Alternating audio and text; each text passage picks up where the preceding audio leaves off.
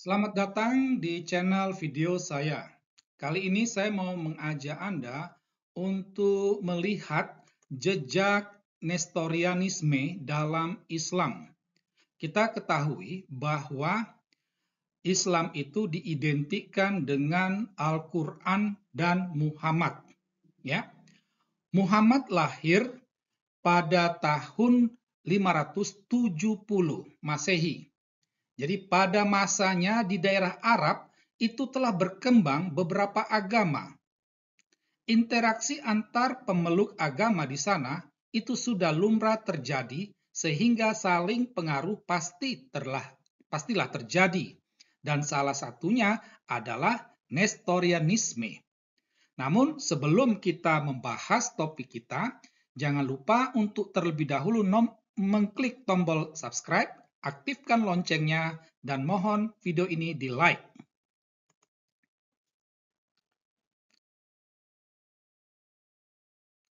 Baik, seperti yang telah kami katakan tadi bahwa Muhammad sudah lebih dahulu berkontak dengan umat-umat agama lain. Banyak ahli, termasuk Karen Armstrong, menegaskan hal tersebut. Jadi salah satu kontaknya itu adalah agama Kristen dari aliran Nestorianisme. Ya. Bukan tidak mungkin Muhammad belajar tentang agama tersebut. Dengan aliran inilah Muhammad belajar, menimba, dan akhirnya memahami agama Kristen. Wikipedia itu mencatat sebagai berikut, ya. Ada bukti dari hadis bahwa Nabi Muhammad pernah melakukan kontak dengan kaum Nestorian Assyria, teristimewa Bahira. Jadi ada kemiripan antara rakaat atau sembahyang ritual kaum muslim dengan gerakan membungkuk takzim yang dilaksanakan kaum Nestorian pada masa Prapaskah. Jadi dari kutipan ini dapat kita katakan bahwa Muhammad mendapat pengaruh dari aliran Nestorianisme. Nah, apa itu Nestorianisme? Nestorianisme itu adalah aliran yang digagas oleh Nestorius yang hidup pada tahun 386 sampai 451. Artinya jauh sebelum kakek Muhammad itu lahir. Ya. Nah, jadi tadi Muhammad lahir 570. Nah, jadi satu abad ya sebelumnya itu atau dua abad malah itu Nestorius ini sudah lahir ya, dan dia melahirkan gagasan Nestorianisme itu. Nah, ajaran Nestorianisme ini itu berpusat pada Yesus, di mana dikatakan Yesus mempunyai dua dimensi yang tidak manunggal, ya, ilahi dan manusiawi. Jadi ini bertentangan dengan ajaran Kristen yang mengatakan Yesus itu 100% manusia, 100% ilahi. Ya. Jadi dari pemahaman ini lahirlah dua ajaran lain, yaitu yang pertama, Maria itu Bunda Yesus, bukan Bunda Allah. Itu. Ya. Jadi Nestorius menolak gelar Maria Bunda Allah karena terkesan Maria memiliki pribadi ilahi. Atau jika ia sungguh manusia, mana mungkin dia melahirkan Allah. Yang kedua, Allah tidak menderita, ya. Yang disalib itu adalah Yesus, bukan Allah. Jadi yang menderita itu adalah bagian manusiawi Yesus. Bagi Nestorius, Allah itu maha kuasa. Jadi mana mungkin Allah itu menderita, apalagi sampai mati. Hanya manusia saja yang mengalami penderitaan dan mati. Karena itu, yang mati di salib adalah kemanusiaan Yesus, bukan keilahiannya. Jadi, tiga ajaran Nestorius ini jelas-jelas dikatakan sesat, ya. bertentangan dengan ajaran gereja Kristen pada waktu itu, sehingga dikatakan sesat pada konsili Efesus tahun 431. Nah, menjadi menariknya bahwa tiga ajaran itulah yang diterima oleh Muhammad, ya. Nah, jejak Nestorianisme ada dalam ajaran Islam. Agama Islam memahami agama Kristen yang Nestorian, bukan agama Kristen yang sebenarnya. Karena itu, banyak ahli menilai bahwa agama Islam menyajikan kekristenan yang palsu.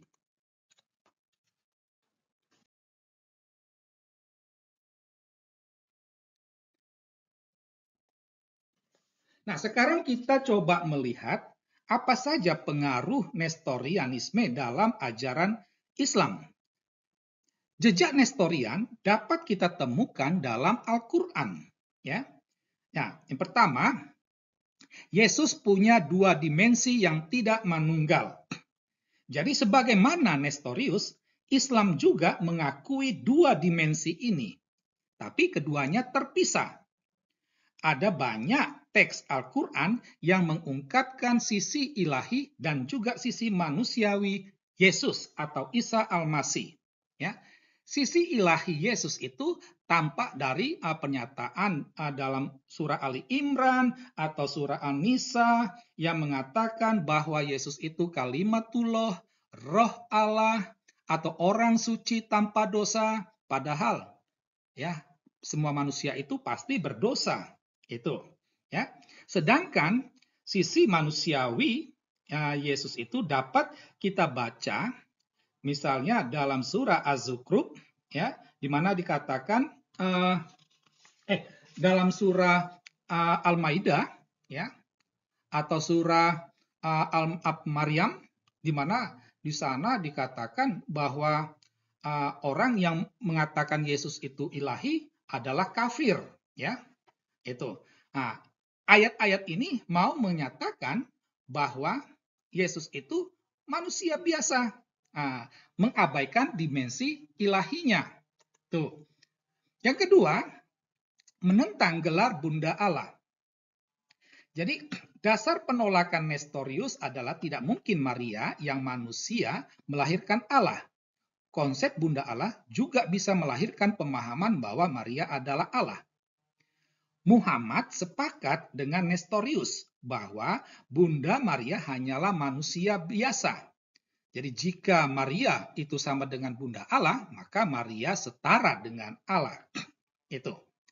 Nah, untuk menegaskan hal ini, Muhammad menurunkan atau menciptakan wahyu, misalnya dalam surah Al-Ikhlas ayat 3 dan 4, atau surah Al-Jin ayat 3, ya. Atau bisa dibaca juga dalam surah Al-Maidah ayat 75 dan 116, di mana di sana Muhammad menggunakan mulut Yesus untuk menyangga keilahian dirinya dan juga ibunya. Jadi dengan kata lain, ayat-ayat ini hendak menegaskan bahwa baik Yesus maupun Maria hanyalah manusia biasa yang tidak memiliki aspek ilahi. Itu. Sedangkan jejak yang ketiga itu dapat kita temukan misalnya bahwa Yesus bukan yang disalib. Jadi Allah tidak menderita di salib. Yang disalib adalah Kristus, adalah Yesus, bagian dari manusiawinya. Dasar pemikiran Nestorius ini adalah bahwa Allah itu maha kuasa. Mustahillah Allah menderita, bahkan sampai mati di salib. Hanya manusia saja yang mengalami hal tersebut. Dan karena Yesus sungguh mati di kayu salib, maka Nestorius berpendapat bahwa yang mengalami itu hanyalah sisi manusiawi Yesus. Jadi sekalipun Muhammad setuju, dan itu dapat kita baca dalam surah An-Nisa ayat 157, namun Muhammad tetap gagal memahami ajaran Nestorius. Mungkin karena Muhammad tidak paham atau mungkin karena bodoh, kita tidak tahu, ya. Jadi dia tidak paham benar itu.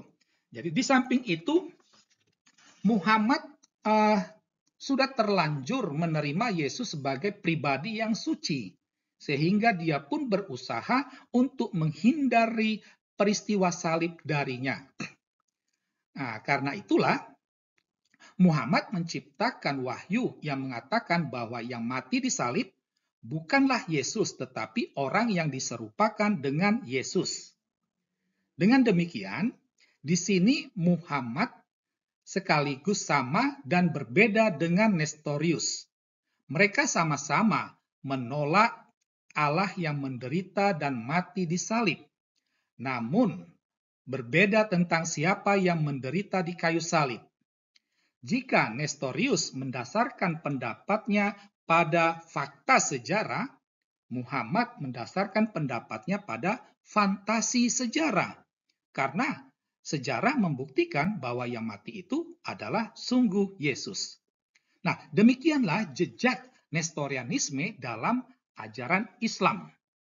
Ya, dari sini kita bisa simpulkan apakah Allah Subhanahu wa taala yang mengutip ajaran Nestorian atau Muhammad yang mengutip ajaran Nestorian?